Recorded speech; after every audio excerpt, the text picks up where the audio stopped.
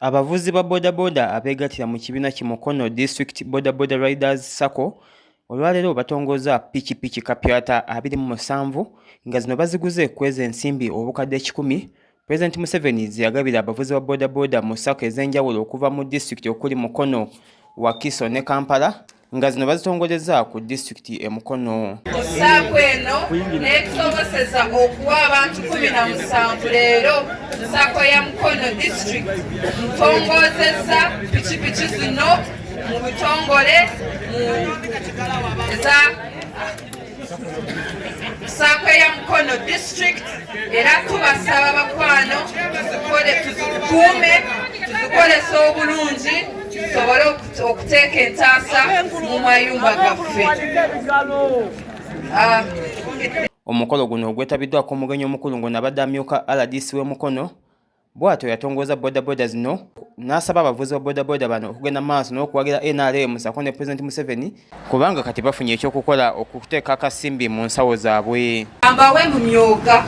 wali ababoda kambawe mu myoga ate ne mu Sacco nkoleki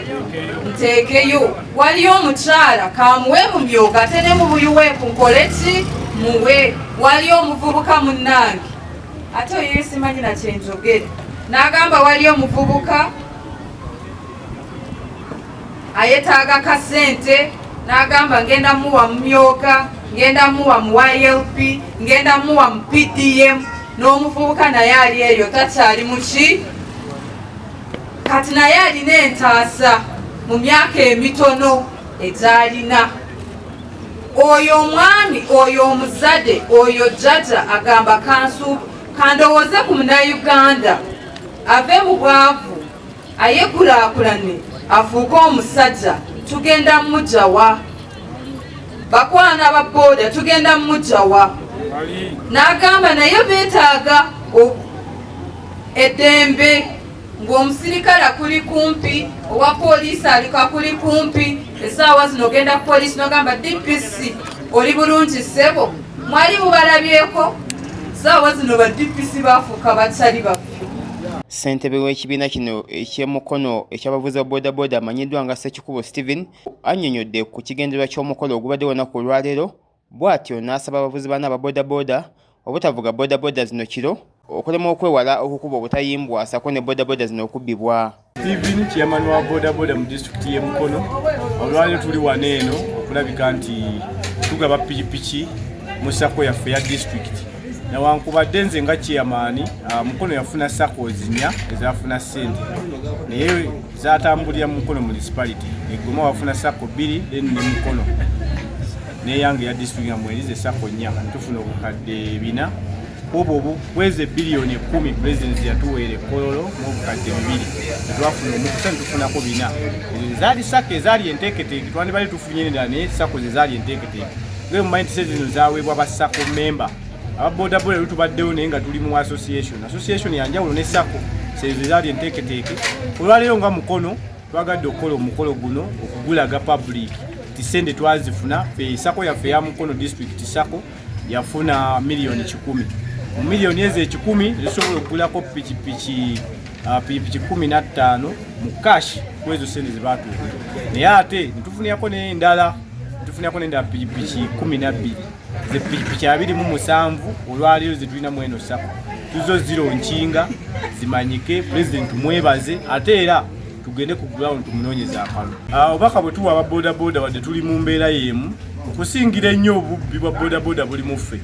ng'abazivuga n'abazibu ne ku mastages wansi yamanya empya yazze etya ono Ssekikuba nnyo kasaawa mmeka asulawa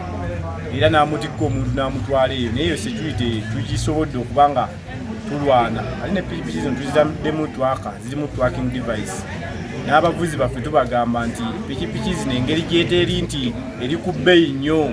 nti eri ku mutwalo gumu kitundu olunaku kubanga zino pikipiki obalabala ennyo eringa ku nnusu 9 ekinene ennyo ey'ebbeeyi eri ku mutwalo buli lunaku omutwalo buli lunaku wa booda asobola n'ozuuka ku ssaawa 12 zetwogereramu netuuka ssaawa 3 ez'ekiro ng'amaze okugufuna tekikwetaagisa kutaawa nnyo. Ono agenze maaso n'ayogerako ne social media n'akitegeeza ebintu eby'enjawulo ebibadde bikwatagana ku nsimbi zino ezabaweebwa na butya bwe bazisaasaanyiza Sacco n'ezo ezikyasigaddewo okukuuma ensawo yaabwe. ebyo byonna byabufuzi nga bwe tuli mu kalulu era bo baziyita ssente za kibi naye wotunulira gyayita ssente y'ekibi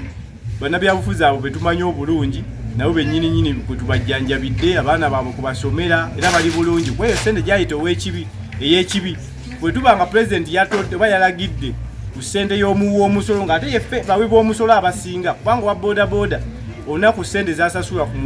mafuta nnyingi oba ssente zayitamu so pulezidenti yalagidde bulagizi kutuwaako ku ezo ssente ono zayita ez'ekibi ate munnange inono yaziyita za kibi naye ffe tewaliwo yali azze kuba yafuna n'ezisinga ku ezo pulezidenti zeyatuwadde tewaliwo yazze n'atugaa nti bannaye ez'ekibi muzirekaawo nze mbawadde ez'ekirungi so just eyo ndowooza ye nantegeera ye nga ye naye ffe tugamba ezo ssente tezirimu kibi okumulaga nti ssente si za kibi kuba ez'ekibi tezizaala omulaga nti si za kibi wesuubira nti omwaka ogujja tujja ba tulina miliyoni eziwera 3 mu 5. Omukolo gwe gumu gwetabiddwako ebitongole eby'enjawulo ebivunanyizibwa ku kutunda bodaboda zino mu ggwanga okuli ekya Simba, Bajaj Boxer n'ebitongole ebirala nga bano bonna bonna aboogeddeko eri Sure Media. Bale okwagala ensi yammwe era mutambuliraawo bwe mutyo. Bino bigambo byakwebaza. Nsooka okwebaza olukiiko olwa bodaboda olwa Mukono banaali mubakubireko mu ngalo. Nja kwasa abakulembeze bannange twongera tulaba nga tulungamya abaana abo naddala mu byalo kuba ekyamazima bagenda ne bajja ne bavugirako muno abaana basinga bafuna obwo obuzibu. Omwana abeera avudde Katoogo, omwana abeera avudde Seeta Namuganga ng'alina omuntu gw'aleese mu kibuga muno naye abeera tamanyi bulungi makubo so twongere okubalungamya. Nina okuba nga ninako bamemba bange wano. Nina bamemba ba Pure Flow wano. Muli bulungi! Era bikyako! Basiba obugoye wasinafu!